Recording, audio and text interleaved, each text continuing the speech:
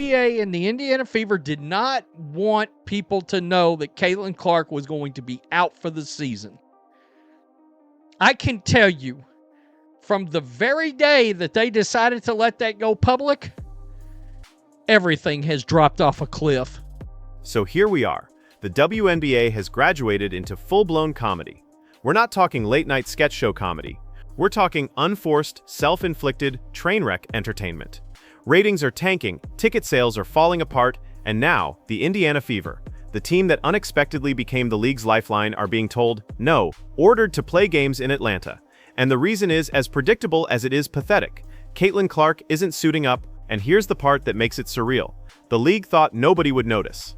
Thought nobody would notice the empty seats, the plummeting ratings, the utter lack of atmosphere. Well, guess what? We noticed. Everyone noticed. People were trying to hang on to the possibility this whole time.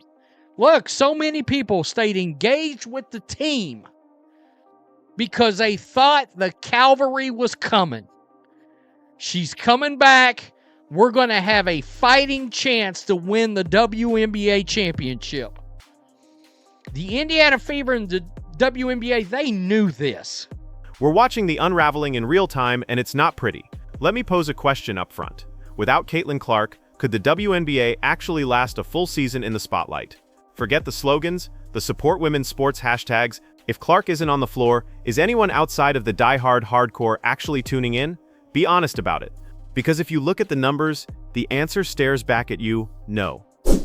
People felt like they were going to games thinking this team would have Caitlin Clark coming back to make a championship run. I mean, the perfect example, the game in Baltimore the other day with the Mystics. Nearly 3,000 fans decided not to show up, and they paid for the ticket. Let's keep this simple. The second her season-ending injury went public, interest didn't dip, it plummeted. And not gradually, straight off a cliff. There's no middle ground here. 1 week, arenas are filled to the rafters. You've got fans crossing state lines to watch her in person. ESPN is spiking the football about record-breaking viewership for regular season games. The highlight reels are going mega viral, spreading beyond just basketball circles and becoming mainstream pop culture content. And then 1 week later, silent gyms, empty rows, awkward applause that feels more like court-ordered community service than genuine fan energy. But before Caitlin Clark's season-ending injury, WNBA tickets were averaging $89.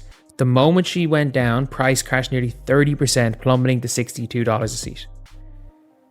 That's kind of crazy.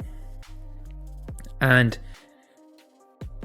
there's a lot of reasons for this, but obviously the biggest reason is Caitlin Clark. Caitlin Clark literally being out, and again, she's only on one team, but a very big chunk of the total attendance in WNBA is from the Indiana Fever. Viewership numbers so low, they read like the tail end of a late-night rerun on cable. That's the scale of the collapse, and the WNBA thinks the fix is moving Indiana's games to Atlanta? Relevant. Let's break that down. Indiana without Clark is not a ticket. It's not even a curiosity. So why Atlanta? Because when your star goes down, the solution apparently isn't creating new hype or building other stars. It's moving games to a different zip code. That's not creativity. That's desperation disguised as strategy. Moving arenas. So yeah, a lot of teams, whether it be the Lynx opening the Upper Bowl, whether it be the Wings, the Dream, the Sky, all of these teams moving games. All of these teams are moving games for the Indiana Fever, regardless of who it is. They all have to sell those seats.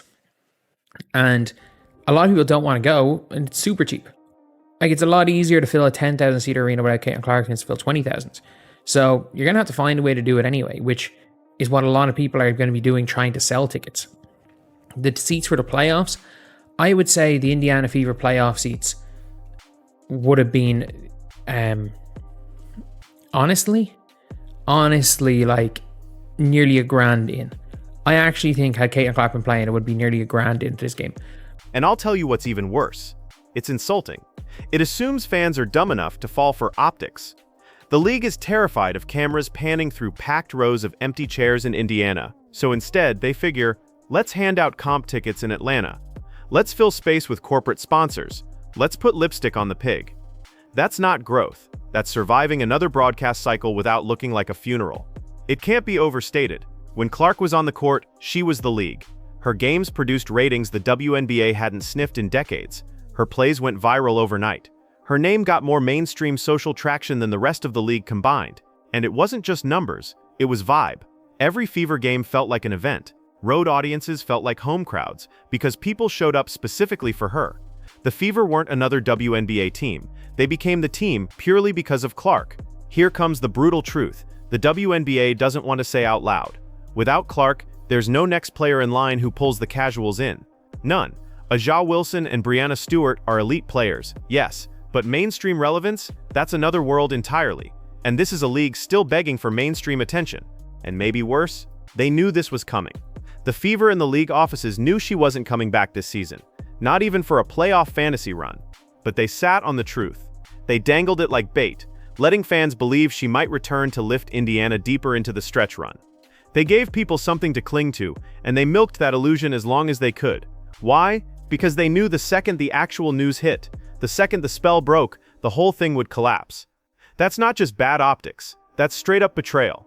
Need proof? Look at Baltimore. Nearly 3,000 fans who'd already purchased tickets simply didn't show. That's unheard of. Usually, even if you can't make it, you sell the tickets or give them away. What happened here? Fans didn't bother. They said not worth the drive, not worth the parking, not worth watching. These weren't undecided future buyers. These people had already invested, already paid, still bailed. You want to measure betrayal and loss of trust in real time? That's Exhibit A. And the league has no answer beyond more smoke and mirrors.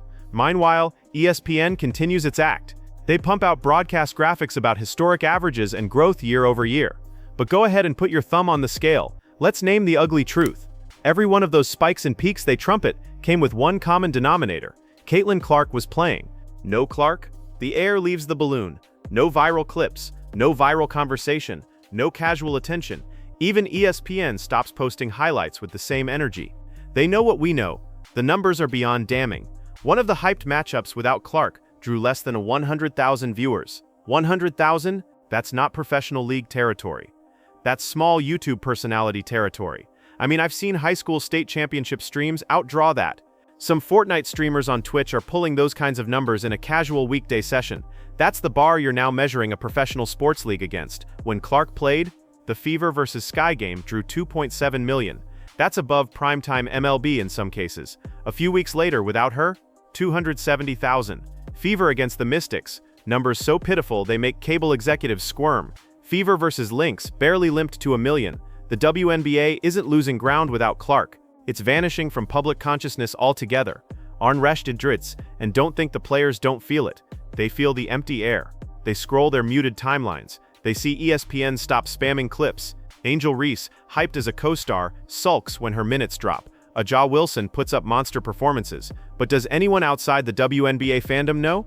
Nope, unrested. And here's the dagger. Every player in the league knows her paycheck just got smaller the moment Caitlin Clark went down. They know TV contracts, sponsor deals, attendance boosts. Clark is the reason. Without her, shrinking pie. So, the grand idea is play Indiana's games in Atlanta. Why Atlanta? It's not about Atlanta fans, because Atlanta's own WNBA team barely fills its arena. It's about hiding an existential nightmare from TV cameras, rows of exposed seats, and visible disinterest. If they comp tickets in Atlanta, if they shuffle a few sponsors, then maybe the broadcast doesn't look apocalyptic. Atlanta itself isn't the solution. Let's zoom out.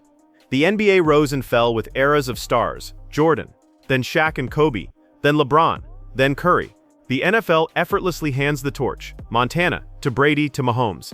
MLB has cycles, Bonds, Jeter, Ohtani. Every successful league markets multiple stars at once. The WNBA tied itself to exactly one and denied it even while doing it. Down goes Clark, down goes the league, and here's the damaging part. Stars can't be guilt manufactured. You can't peer pressure an audience into caring. Fans want entertainment, not lectures. Caitlin Clark delivered that. The rest, no matter how skilled, aren't making casuals stop scrolling. End of story. Now they're exposed for what they are. They used Clark's explosive wave like a cheat code, but instead of building depth behind her, they bet the house and hoped she wouldn't falter. That's not vision, that's negligence. The support women's sports because you should guilt campaigns didn't sell then, Don't sell now. Just as it didn't trick fans before Clark, it isn't tricking them now. Caitlin Clark isn't just another star in their constellation, she's the oxygen tank. Remove her, and not only does the room quiet, the whole building suffocates. Moving the Fever to Atlanta isn't a correction, it's rearranging deck chairs on the Titanic. The leaks aren't patched, they're drowning in real time. Here's the scariest thought. What if Clark doesn't return at 100% next season? What if she isn't ready? What if she doesn't instantly deliver the viral shot-making that carried this fragile brand? Do we watch the league collapse again? Ron Arch? Because the big reveal of 2025 isn't just that Clark is vital, it's that without her, there is no WNBA relevance to speak of, and fans figured it out fast. Baltimore's no-show crowd told the whole story. You don't get 3,000 people skipping out on money they already spent unless the spell is completely broken. The harsh reality here is that the Caitlin Clark show and the WNBA are inseparably fused. You don't get to pretend growth and stability if the entire foundation is one player. That's not stability, that's fragility, pretending to be flourishing. The smoke and mirrors are burning down. Clark is the sun. Without her, there's only shadow. If you're keeping score, attendance is down, ratings are down, buzz is gone, and suddenly the league is running experiments like shipping Indiana off to Atlanta and hoping ESPN viewers don't question the visuals.